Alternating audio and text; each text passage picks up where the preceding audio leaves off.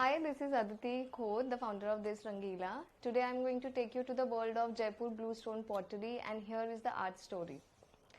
Heritage art story of the Bluestone Pottery of India.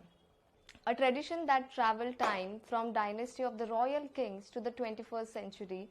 Des Rangila is privileged to work with the artisans of Jaipur Bluestone Pottery and curate the founder-led designed coffee mugs and teacups for all you art lovers and history and beverages. Let us take this opportunity to take you to the world of heritage of Bluestone Pottery of India. The history of art of pottery is as old as history of mankind.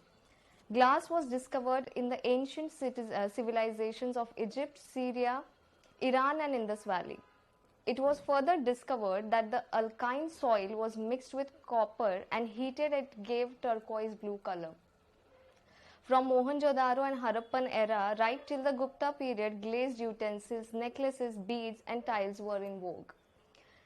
Being of blue color, it was highly acceptable to the Islamic culture. This discovery of Gila Lazwart or cobalt oxide did wonders to the earthen pots. It was used to glaze and paint pots on which heating assumed a deep blue color. This soil is found in the small village called Gujar close to the Tehran.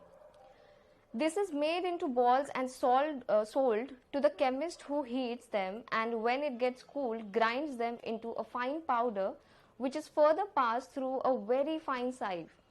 Then it is sold to the Gila Lazwat artist. In the 1301 AD, Abdul Kazim Kasani wrote a book on the art of evolving colors and painting on pottery. During this period, the Chinese learned all about the Gila Lazwart from the Iranians. The Chinese were prepared to pay the price of a gold for this wonderful element, which much later Arab merchants would buy Gila Lazwart from Ajmer in India and sell it to the China. A new name, Muslim blue, was also tagged on. In the 15th and 16th centuries, Chinese porcelain was in great demand in Europe. Shiploads of stuff were regularly dispatched from China. Seeing this, Iran's ruler Shah Abbas 1587 to 1620 thought of a shrewd scheme. He invited 300 pottery artists from China. Their leader was Manohar, and they found that the Iranian soil was unsuitable for making this porcelain. They, along with their Iranian counterparts, found a new alternative, and thus was born the blue pottery. This title was conferred by the British. In Iranian language, it is also known as sangain or atike and means made out of stone or old-fashioned. These ties between India and Iran are ancient. Mughals enjoyed an unbroken relationship with Iran. Humayun took refuge there and Nur Jahan hailed from there. The sultans of South India had a deep bond with them. The technique of applying yellow lead oxide in the tiles of the Golconda palaces came from Iran.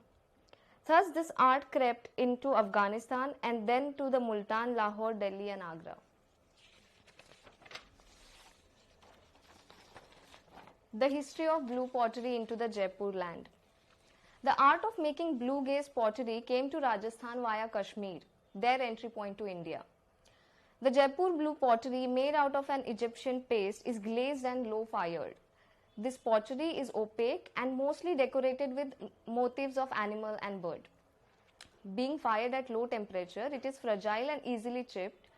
Blue pottery is Turco-Persian in origin, but today is widely known as the distinctive craft of Jaipur.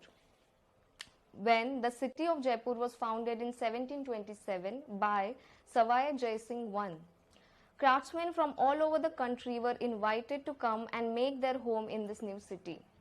Royal patronage, lucrative offers, and attraction of living in a beautiful city led many artisans and craftsmen to come and settle in Jaipur. By the beginning of the 19th century, the city was well established in the thriving arts center. In keeping with the traditions of the forefathers, Savai Ram Singh II, 1835 to 1880, set up a school of art and continued to encourage artists and craftsmen for practicing this craft. Blue pottery took an interesting route in finding its home in Jaipur.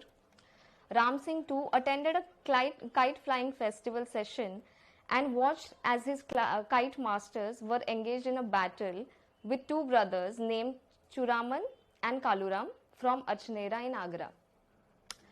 When the ruler saw that the brothers managed to bring down the royal kites every time, he was intrigued. He asked the brothers their secret. They told him that they were the potters by profession and had coated their stings with the same blue-green glass that they use for their pots.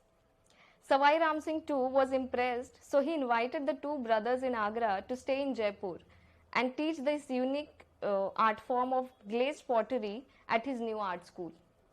Both were appointed the head of the department in the Museum and School of Arts. For the next 100 years, this department was solely under the control of their family. On the verge of extinction, blue pottery had enormous potential and should have flourished. But over the years, master potters refused to share their trade secrets with their fellow craftsmen. So there was an eventual lowering of standards and gradual dying of the craft. In 1952, the art school was closed down and all the handicrafts vanished from the scene, including the blue pottery. Over the years, the craft was kept alive by Her Highness Gayatri Devi, who widely promoted blue pottery.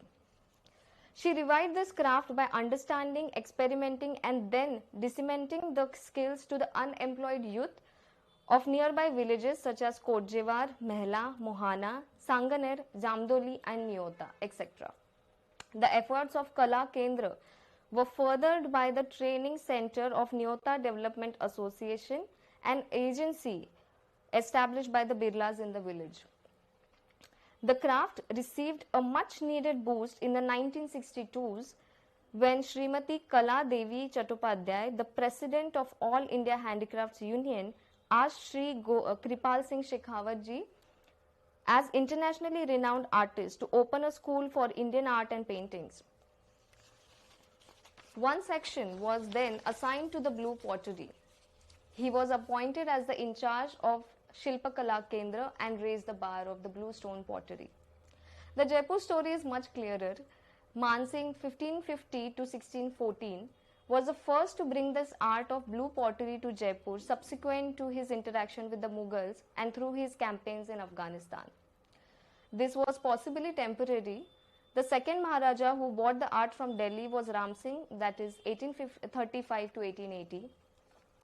The extensive use of blue pottery tiles in mosques of Arabia, Iran, Iraq, Pakistan and historical monuments of India talk about the journey undertaken by this craft to finally settle down in Jaipur due to the royal patronage in the early 19th century.